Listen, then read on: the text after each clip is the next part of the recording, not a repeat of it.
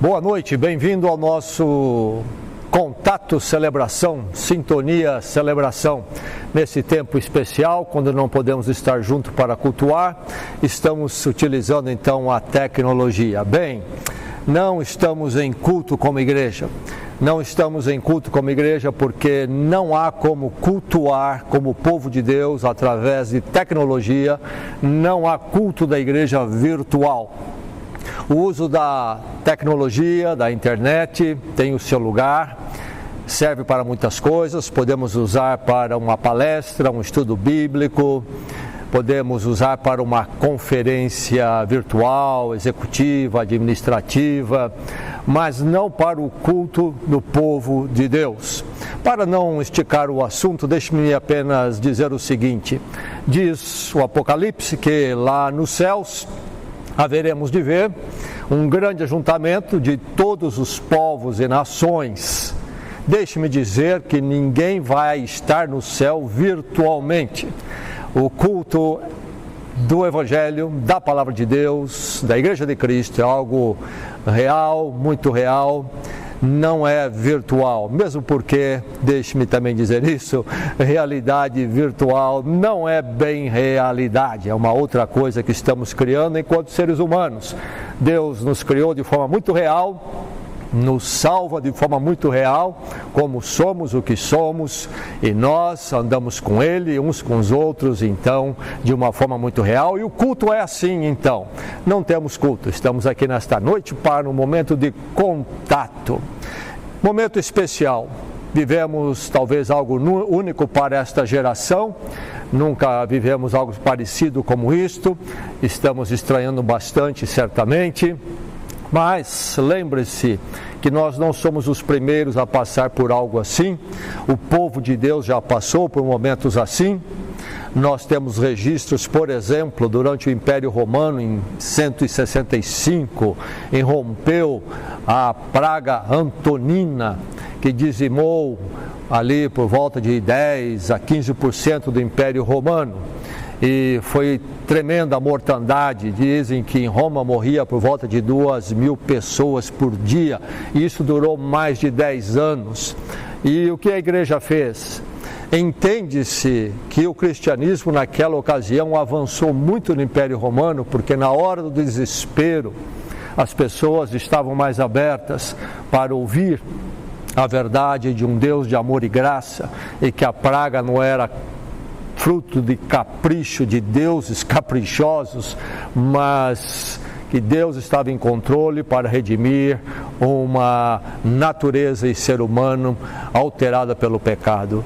Novamente, no 3º século, irrompe a praga, conhecido como praga Cipriano, porque foi registrado justamente por um bispo cristão de Cartago, localizado na região do que seria a Tunísia hoje, parte da África, mas ali próximo da Itália, era parte do Império Romano. E Cipriano era então o bispo ali, e ele deixou registros desta praga do 3º século. Foi terrível e também, novamente, uma grande mortandade. Nesta ocasião, a Igreja de Cristo marcou presença, sendo os cristãos aqueles que, ao invés de fugirem como os pagãos apavorados das pragas dos deuses, os cristãos, confiando no Senhor, entendendo que todo ser humano, mesmo aquele contaminado, é uma criatura especial de Deus, os cristãos se deram para abrigar, refugiar os que haviam sido atingidos pela praga, e foi grande o impacto do cristianismo. Lutero também viveu um momento assim. O reformador Lutero, em 1527, a praga bubônica chega à cidade dele, Wittenberg, 10 anos depois dele pregar as suas 95 teses na porta da igreja de Wittenberg. Ele é aconselhado a fugir, a sair, inclusive pelo príncipe, que era o senhor ali então, naquela região, mas ele permanece. E ele, sua esposa e todos os outros cuidando dos enfermos. Então, o que estamos vivendo não é algo original a nós não somos os primeiros, e nós temos muito a aprender com os nossos irmãos do passado e aprender com a experiência que estamos atravessando. O que fazer? O que fazer? Olhemos para as Escrituras Sagradas. Entre muito que precisamos ouvir, vamos buscar na palavra algo para nós nesta noite. Quero ler no Salmo 46. Vou ler o Salmo 46 da Palavra de Deus, no livro de Salmos. Ouça a minha leitura. Deus é o nosso refúgio e fortaleza, socorro bem presente nas tribulações. Portanto, não temeremos, ainda que a terra se transtorne e os montes se abalem no meio dos mares, ainda que as águas tumultuem e espumejem, e na sua fúria os montes se estremeçam. Há um rio cujas correntes alegram a cidade de Deus, o santuário da morada do Altíssimo. Deus está no meio dela, jamais será abalada. Deus a ajudará desde amanhã a antemanhã. Bramam nações, reinos se abalam, Ele faz ouvir a sua voz e a terra se dissolve. O Senhor dos exércitos está conosco. O Deus de Jacó é o nosso refúgio. Vinde, contemplai as obras do Senhor, que assolações efetuou na terra. Ele põe termo à guerra até os confins do mundo, quebra o arco e despedaça a lança, queima os carros de fogo. Aquietai-vos e sabei que eu sou Deus, sou exaltado entre as nações, sou exaltado na terra. O Senhor dos exércitos está conosco. O Deus de Jacó é o nosso refúgio. Aquietai-vos e sabei que eu sou Deus, sou exaltado entre as nações, sou exaltado na terra. O Senhor dos exércitos está conosco. O Deus de Jacó é o nosso refúgio. Aquietai-vos. Lembro muito bem, quando menino, ouvir da minha mãe algumas vezes: sossega, menino. Creio que eu era um garoto um pouco agitado. Temos o nosso desassossego infantil, mas quando avançamos pelos anos, o desassossego não vai embora. Pelo contrário, ele permanece muito mais intenso, apenas muda a sua forma. A palavra de Deus vem a você nesta noite, meu irmão, minha irmã, e diz: aquietai-vos. Como é que está o seu coração hoje? No meio dessa situação toda, ou pelo temor da enfermidade, ou pela frustração de não poder fazer o que tinha planejado, ou pela incerteza do que vai ser um tempo de parada e as suas consequências. Como é que está o seu coração, o seu íntimo? O povo à sua volta, como é que está? Você está igual o povo que não conhece o Senhor? A palavra do Senhor fala a você: aquietai-vos, aquietai-vos. Do que é que a palavra está falando? Deste sossegar, deste parar e se acalmar. O que a palavra de Deus quer dizer com isto? Bem, ela não está falando de alguma coisa parecida com as meditações budistas, por exemplo. Simplesmente ir para um canto e ficar quieto e, quem sabe, tentar conseguir um estagnar mental. Poder se aquietar num canto tem seus benefícios, é bom fazer isso, mas não é sobre isso que a palavra fala aqui. A palavra de Deus está falando de algo muito mais profundo e necessário para nós e que realmente precisamos no nosso espírito. Aquietai-vos, diz o Senhor. Este aquietar aqui é um aquietar espiritual no sentido bíblico.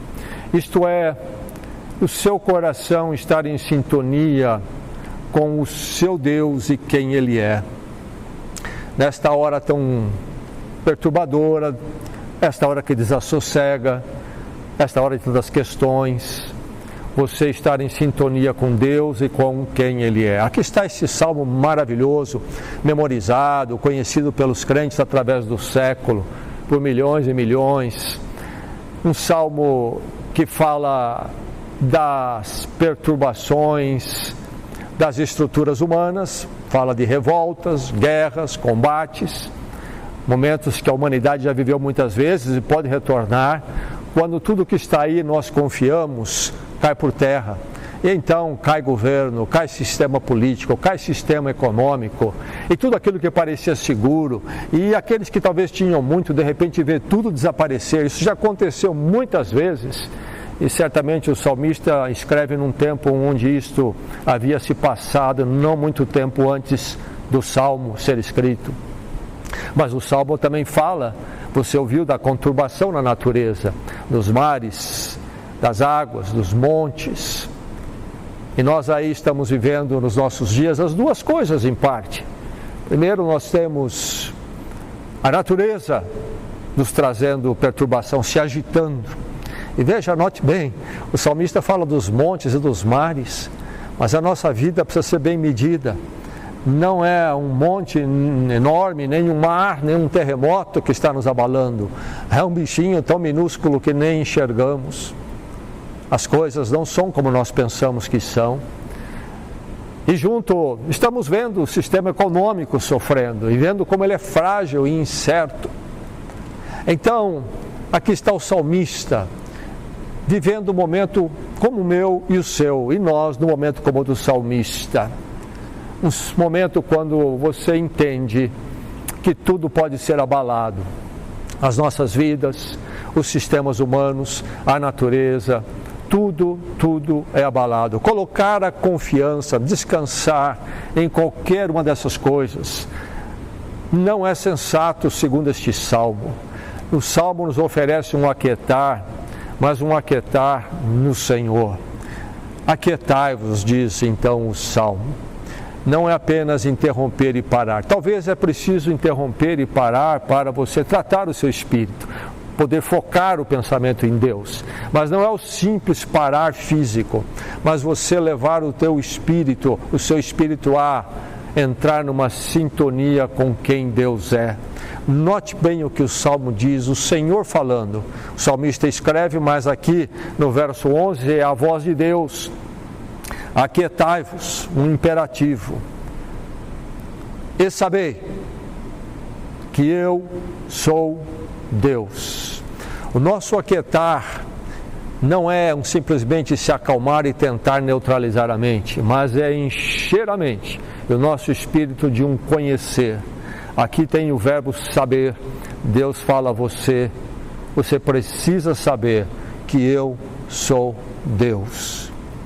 Não é suas posses, não são suas posses, não são os sistemas econômicos, políticos, nem mesmo a sua saúde. Nada disso é Deus. Nada disso tem o controle. Em nada disso você vai encontrar o ponto de sossegar, se aquietar. Deus fala a você, aquietai-vos. Estou lendo aqui numa versão que usa esse verbo aquietar. Se você ler na Nova Versão Internacional, estará escrito parem de lutar, porque os tradutores preferiram traduzir esta frase à luz do contexto mais imediato do Salmo, que é a última parte, quando fala em guerras. Mas podemos tomar isto aqui à luz da verdade, saber que eu sou Deus, que esta frase se refere também a todo tipo de tumulto, inclusive da primeira parte do Salmo em relação à natureza. Aquietai-vos diante de tudo, da incerteza da natureza alterada pelo pecado, cheio de enfermidades, o seu corpo também finito, suscetível à morte, à enfermidade, diante dos sistemas que podem cair. É preciso saber quem é Deus no seu coração. Você se aquietou diante disso? Isso já aquietou você? Nesses momentos, então, da sociedade agitada e todos vivendo um certo grau de ansiedade, você também, é hora de se aquietar e saber que Deus é Deus. Nesse salmo está embutido a verdade redentiva. Não é apenas saber que é Deus, que Ele é poderoso e grandioso, maior que os mares agitados, os montes que tremam, maior do que o corona, maior do que os governos, o sistema político, a grandeza de Deus. Não é só isto. O Salmo diz também 2 vezes: o Senhor dos exércitos está conosco, e depois também 2 vezes: o Deus de Jacó é o nosso refúgio. Que Deus é esse que é o Deus de Jacó? O Deus de Jacó, para os crentes do Velho Testamento, era o Deus da aliança, do pacto. Sim, esse Deus em quem podemos nos aquietar, maior do que os transtornos naturais e de estruturas humanas. É um Deus da aliança, do pacto, e nós o conhecemos através do pacto em Cristo Jesus, graça e misericórdia. Somos dele, estamos com ele, andamos no mundo incerto, com corona e outras coisas mais, mas na certeza de que esse Deus está conosco, que nós somos dele, seja o que for, o que vier, ele vai estar conosco. É um salmo redentivo porque nos fala desse Deus, então, da aliança, do pacto gracioso em Cristo Jesus. Ele é o seu Deus, ele já o perdoou em Cristo, você já confessou os seus pecados, entregou sua vida através da morte de Cristo, foi transformado, você é dele, ele anda com você. O Senhor Jesus Cristo disse: estarei com vocês todos os dias até o fim. Disse que o Consolador estaria conosco. Um salmo redentivo. Deus nos conduz, nos dirige neste mundo tumultuado, vai nos sustentar a cada momento, e o amanhã é dele, e ele sabe, e sabe de tudo. Mas quando pensamos na obra de redenção de Deus, e pensamos que este salmo é redentivo porque fala do Deus da aliança com Jacó, que vai dar na aliança de Deus conosco em Cristo Jesus, é o Deus da redenção final. A redenção final. Ele nos redimiu do pecado, da condenação. Somos dele. Ele haverá de nos sustentar no mundo conturbado, mas o mundo continuará perturbado, continuará até aquele dia. Meu irmão, minha irmã, lembre-se, quando tudo isso há de passar, a redenção final, e estaremos na glória com o Senhor. E deixe-me dizer para você em alto e bom som, que no céu não entrará nenhum corona. Até lá, andemos com o Senhor. Ouça a palavra de Deus, o Deus de toda a graça e misericórdia, Deus do pacto. Aquietai-vos e sabei que eu sou Deus. Seu espírito, seu coração sabe que Ele é Deus, sabe mesmo.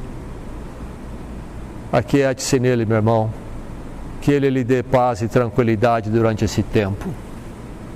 Vamos juntos numa prece, numa oração à presença de Deus agora. Ó Deus, Senhor das nossas vidas, Senhor da história, da natureza, Senhor maior do que reinos, governos e sistemas econômicos e políticos, nós te louvamos porque Tu és em verdade grande. Nós te louvamos também porque Tu és o Deus de Jacó, o Deus de Cristo Jesus, aquele que disse que o seu sangue é o sangue do novo pacto, a nova aliança. Nós te louvamos porque Tu és esse Deus que vem ao encontro de nós pecadores e entra em pacto conosco, nos chamando para si mesmo, pela Tua graça e misericórdia em Cristo. E ó Deus, neste momento, quando nós somos levados por essa circunstância a pensar de uma forma mais profunda, mais real, sobre quem nós somos, o que é a nossa vida, o que é o mundo, que a Tua palavra nos desperte para a verdade de que somente o Senhor é o ponto de sossego. E que cada um de nós possa, Senhor, durante esse tempo, por quanto ele se prolongar, nos aquietarmos na Tua presença. Que a Tua palavra seja experimentada e vivida por cada um do Teu povo, por cada um membro deste Teu corpo aqui. Então, Senhor, entrego cada um onde estiver, participando, ouvindo, que ali, Senhor, a Tua graça e a Tua misericórdia esteja com eles e que cada um possa estar se aquietando na Tua presença. Oramos, pedimos, assim no Teu amor imensurável em Cristo Jesus. Amém. Amém. Deixe-me aproveitar esse momento para lembrá-lo que você precisa orar pela igreja. A ausência do culto é algo desafiador para a vida do crente individualmente e para a vida da igreja. Uma interrupção. Que Deus livre todos aqueles que pertencem à nossa igreja aqui de ser atingido pela falta do culto, do congregar com os irmãos. Que a igreja possa estar firme e forte, buscando ao Senhor e estarmos em comunhão uns com os outros. Ore pela igreja. Não deixe de orar pela igreja diariamente. Diariamente. E lembre-se de continuar sendo fiel na sua contribuição. Os compromissos da igreja continuam, eles não param por causa do vírus e precisamos que cada um seja fiel. O fato de não haver um culto não quer dizer que você possa se dispensar de ser fiel no seu dízimo. Entregue. Como fazer? Pelo depósito bancário, transferência bancária, TED. Nós temos a conta de banco à disposição, é só você depositar. Se você quiser que depois essa oferta fique registrada aqui internamente no seu nome, então você pode depois entregar um envelope com o canhoto do recibo, uma cópia dele, seja como for, num envelope de contribuição, colocando o seu nome, será registrado. Mas enfim, faça a sua contribuição. Se alguém preferir, pode até trazer pessoalmente aqui ao prédio da igreja, a secretaria, e entregar a sua oferta também, se preferir fazer pessoalmente. Mas não deixe de fazer, estamos aí com o mês correndo, vamos chegando ao final, tantos compromissos que precisamos cumprir. Não deixe de fazer a sua parte de março e depois a sua parte de abril. O dízimo de um mês não empresta para o outro. A fidelidade com Deus em cada momento. E lembrando, então, que o dízimo não é só porque a igreja tem necessidades e compromissos. É porque nesse mês de março Deus proveu para você. E você precisa ser fiel respondendo ao mês de março, respondendo à fidelidade de Deus agora, não depois. Não se empresta de um mês para o outro em termos de dízimo. Em abril, Deus vai prover de novo. É hora então de fazer o seu dízimo, sua oferta de abril. Seja fiel. Vamos juntos avançar para frente até que possamos estar juntos novamente e, se Deus quiser, num tempo em breve. Graça e paz em Cristo Jesus.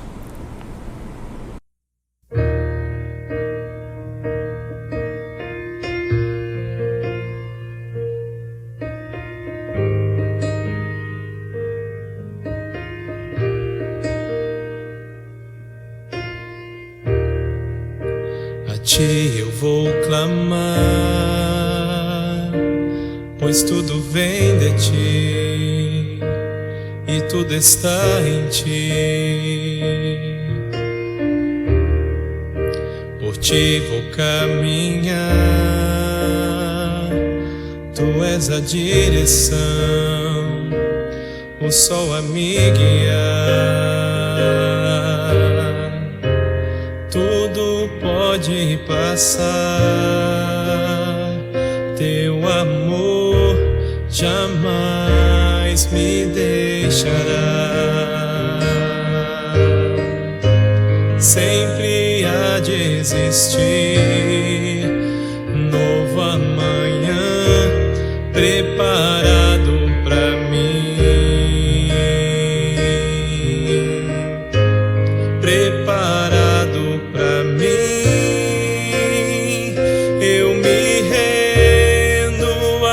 aos teus pés.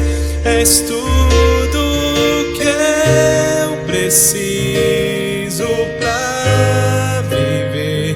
Eu me lanço aos teus braços, onde encontro meu refúgio,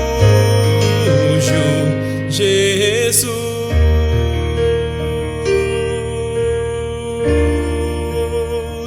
Eis-me aqui,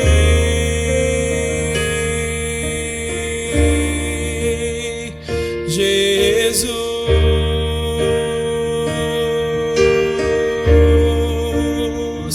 Eis-me aqui.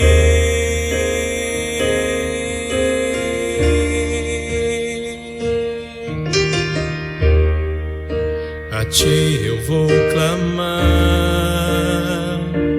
pois tudo vem de ti e tudo está em ti. Oh, por ti vou caminhar, tu és a direção, o sol a me guiar. Oh, oh, tudo pode passar, teu amor jamais me deixará. Sempre há de existir novo amanhã preparado pra mim, preparado pra mim. Eu me rendo aos teus pés. És tudo que eu preciso pra viver. Eu me lanço aos teus braços, onde encontro meu refúgio, Jesus.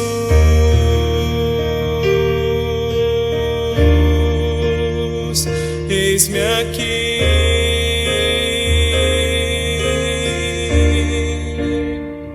Jesus.